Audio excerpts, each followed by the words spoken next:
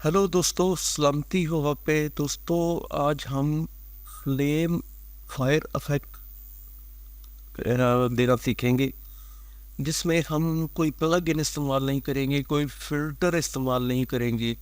और ये flame effect आपको कुछ इस तरह से स्क्रीन पे नज़र आएगा जैसा कि अब आप देख रहे हैं। तो हम बग़ैर टाइम ज़ाया किए वीडियो शुरू करते हैं।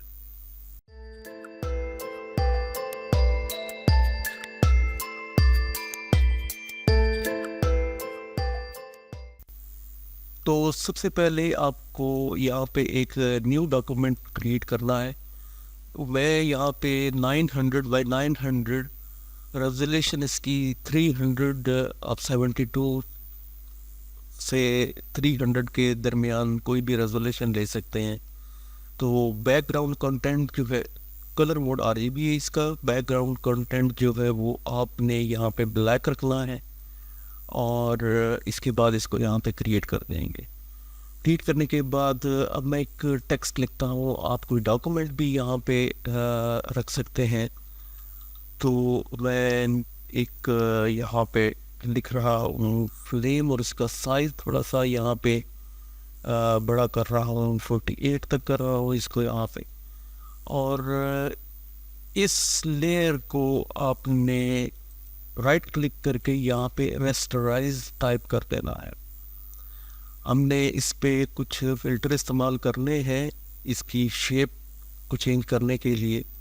तो रेस्टराइज कर दिया इस टेक्स्ट वाली लेयर को। अब आप यहाँ से फ़िल्टर में जाएं और इसके बाद आप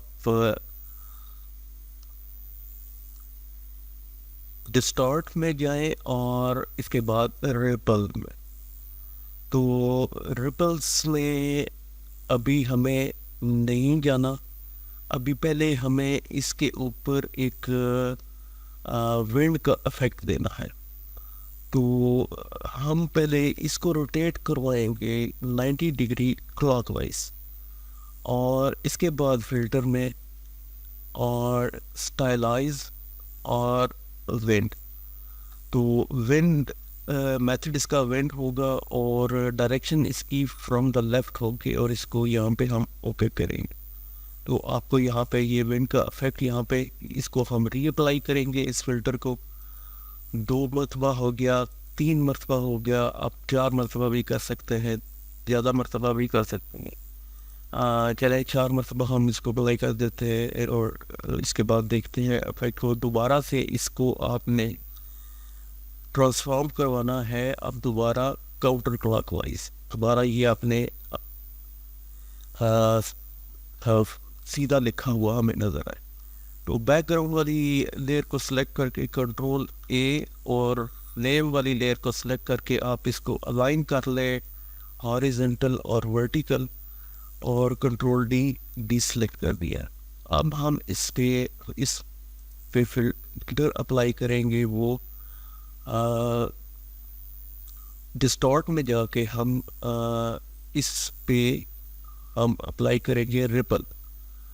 तो रिपल्स हम यहाँ पे 125% अमाउंट इसकी 125%, और साइज़ इसका मीडियम। आप संभाल रखना चाहें समान रख सकते हैं। मैं मीडियम यहाँ पे रख रहा हूँ, इसको ओके कर दे। तो ये कुछ आपको इस तरह से यहाँ पे नज़र आएगा। अब हम कोई भी प्लग इन और कोई फ़िल्टर इस्तेमाल नहीं करेंगे, जैसे कि यहाँ पे फ़िल्टर में यहाँ पे रेंडर और फ्लेम का यहाँ पे इफेक्ट है। यहाँ पे आप इसको अप्लाई, लेकिन हम ये काम नहीं करेंगे। अब हम यहाँ से मोड चेंज करेंगे इमेज का, और इसको ग्रे स्केल में करेंगे। ग्रे स्केल में ये होता है कि changing mode can affect the appearance of layers, flatten image before mode change. Question mark है, तो हमने फ्लैटन करना है।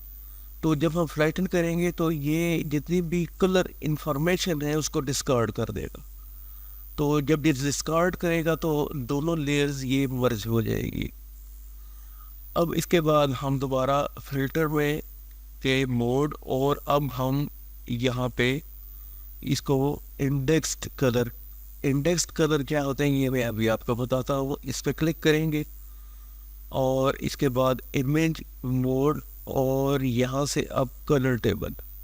इंडेक्स कलर जो है वो ये कि आपका 0 ब्लैक होता है, 255 आपका वाइट होता है। तो ये इस कलर टेबल में 256 कलर शेड मौजूद है ग्रे स्केल के। तो हमें ग्रे स्केल नहीं, हमें ब्लैक बॉडी के चाहिए। तो ये ब्लैक बॉडी भी आपका ब्लैक से लेके और दरमियान में ये सारे 256 शेड यहाँ पे मौजूद है। अब अगर आपने ब्लैक को रखना है तो यहाँ पे ओके कर दें, और ये प्रीव्यू में आपको नज़र आएगा यहाँ पे ये पीछे फ्लेम इफेक्ट।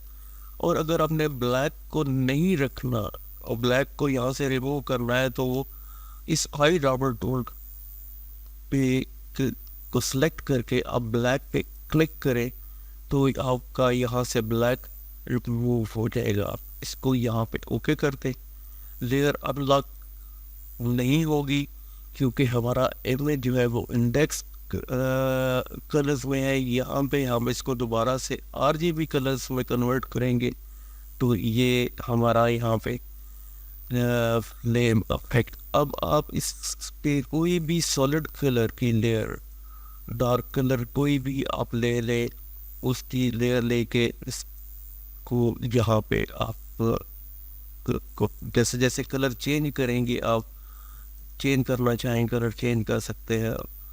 तो ये आप ने एक अफेक्ट कलर इंडेक्स्ड कलर्स को इस्तेमाल करते हुए एक फ्लेम अफेक्ट दिया है ऑब्जेक्ट पे, टेक्स्ट पे, अपने ऑब्जेक्ट पे भी आप दे सकते हैं। और ये बहुत ही सिंपल और आसान तरीका है। मुझे उम्मीद है कि आपको ये तरीका पसंद आया होगा। वीडियो पसंद आई है तो लाइक कीजिए, सब्सक्राइब कीजिए, एंड थैंक्स फॉर वॉचिंग।